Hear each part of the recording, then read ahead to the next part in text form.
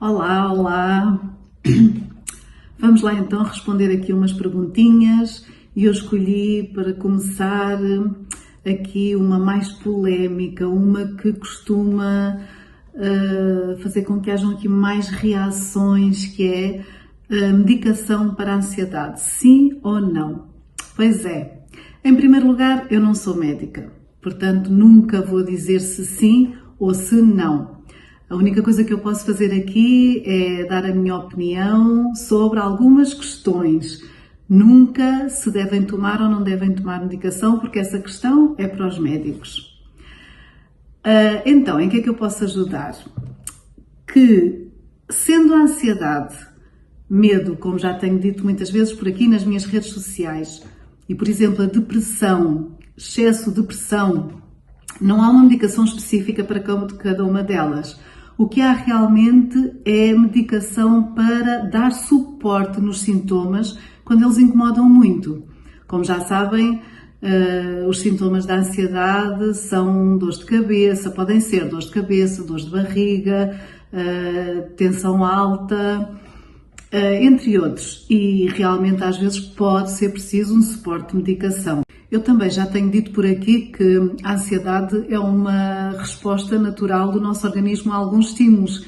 É realmente uma coisa natural e faz parte, e ainda bem que a temos, porque faz-nos regular, ajuda-nos a regular os nossos comportamentos, ajuda-nos a proteger de alguns perigos. Por exemplo, se eu não tivesse algum nível de ansiedade, eu não teria medo de nada, aventurava-me aí com uns disparates que acabavam por ser perigosos para mim. Portanto, nós temos que ter algum controle em algumas situações e os níveis de ansiedade vão nos colocar em alerta para alguns perigos. Então, como é que nós percebemos até quando é que a ansiedade é normal e quando é que passa a ser um problema? Então, os nossos níveis de ansiedade, se são mais altos ou mais baixos, vêem-se na forma como nós reagimos ao estímulo desencadeado.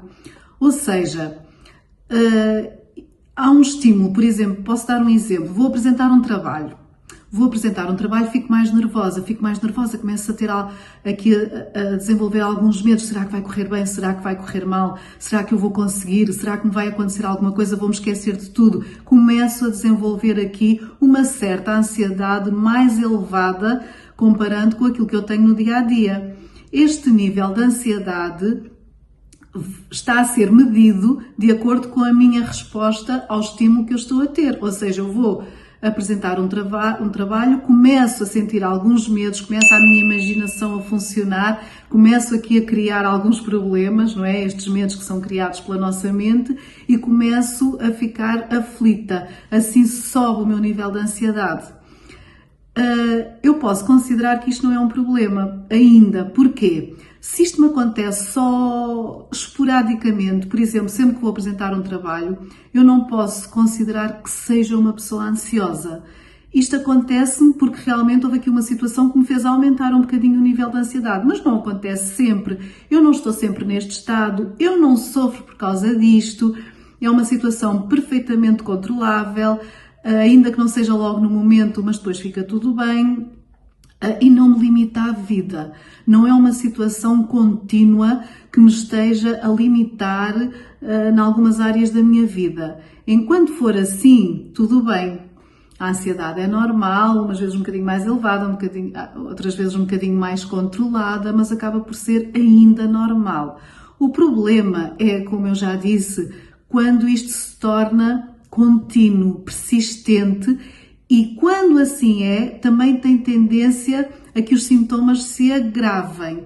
Por exemplo, em vez de ser só uma dor de barriga, começa a vir uma enxaqueca, vem insónias, vem a tensão alta, o coração acelerado, começamos a sentir outro tipo de coisas, outro tipo de sintomas. Então imaginem que isto me começa a acontecer muitas vezes.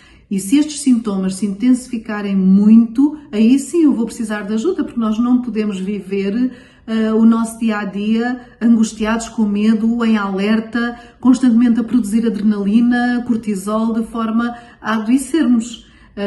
Aí sim vamos precisar de outro tipo de ajudas, provavelmente da medicação, para dar aqui suporte a alguns sintomas. Não se pode viver assim durante muito tempo.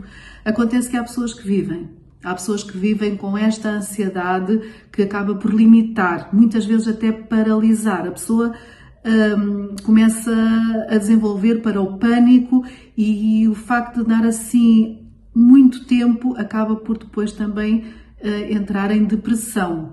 Isto é todo um ciclo que vai sendo alimentado até perdermos mesmo o controle.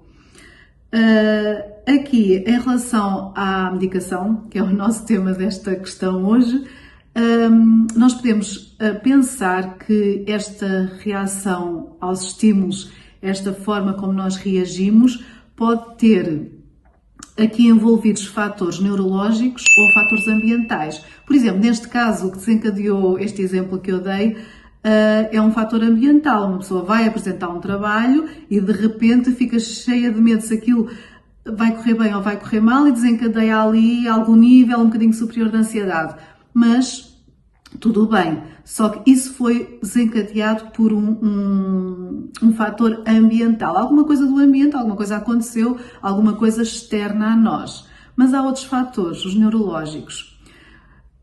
E aí sim, aí já mais orgânico, já vai precisar de outro tipo de ajuda, provavelmente de medicação. E como é que nós sabemos, Susana, se o nosso problema é ambiental ou neurológico, se precisamos de medicação ou não? Então aí convém realmente ir ao médico. E como é que se pode saber? Através de umas análises, por exemplo. O que é importante saber? Como é que a nossa tiroide está a funcionar? Porque muitas vezes é uma disfunção da tiroide, um mau funcionamento da tiroide que pode provocar níveis de ansiedade mais elevados. Por exemplo, o sistema hormonal também é muito importante.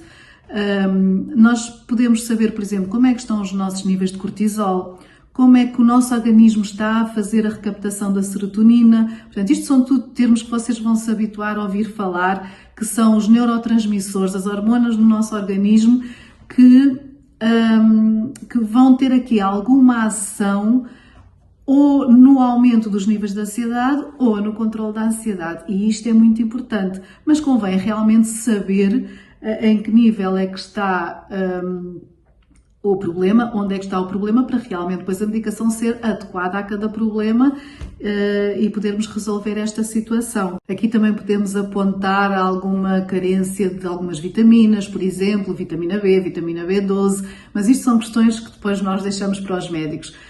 O que nós podemos saber é que realmente há como prevenção algumas coisas que nós podemos fazer para ir equilibrando estes níveis, por exemplo, apanhar sol, afastarmos de algumas situações mais ansiosas, termos uma vida mais tranquila, uma alimentação saudável, exercício físico. Há muita coisa que se pode fazer, mas isto de prevenção.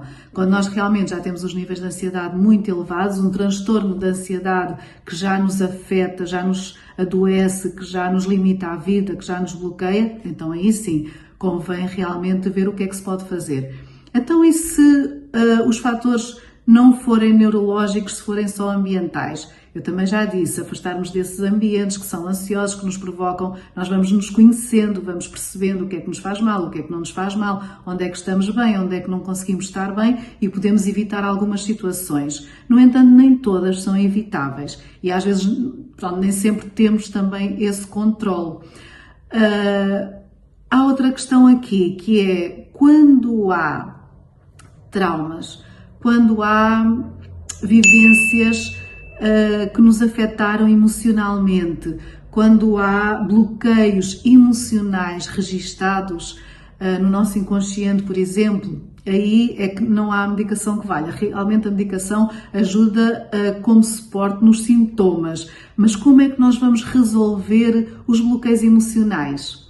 Aí já convém ser com uma ajuda através da terapia. A terapia ajuda a eliminar os bloqueios emocionais e às vezes por muita coisa que a gente faça, muita alimentação saudável, muita meditação, muito mindfulness, muito exercício físico, apanhar muito sol, até termos uma atitude positiva perante algumas situações, quando há bloqueios emocionais nos nossos registros do inconsciente, há sempre um momento em que eles vêm à tona e aí podem-nos desencadear uma crise de ansiedade sem estarmos à espera, sem percebermos sequer De onde é que isto vem? Porque é que isto me está a acontecer? Eu estava tão bem. É porque alguma coisa, houve aqui um gatilho emocional que foi disparado e que nos levou lá aos registros onde estão os nossos bloqueios emocionais. E esses sim, enquanto não forem eliminados, nós não conseguimos resolver o nosso problema de ansiedade. Mas aqui já estou a passar um bocadinho para outro tema. O tema aqui era a medicação e o que é importante saberem aqui é que medicação sim ou não depende, não é? Com a ajuda do médico, a ajuda do terapeuta, nós vamos ver realmente se for um problema neurológico, orgânico, nós precisamos de medicação sim. Se não for, se for só ambiental, se tiver a ver com os nossos bloqueios emocionais, então a terapia vai ajudar só sem a medicação, sim. Espero que tenham gostado da resposta a esta questão, que tenham ficado bem elucidados. Se sim, ponham aí um gostezinho e partilhem com alguém que achem que precise, porque isto pode vir a ajudar mais alguém. Entretanto, se quiserem, subscrevam aqui o canal, porque assim podem receber mais informações deste género.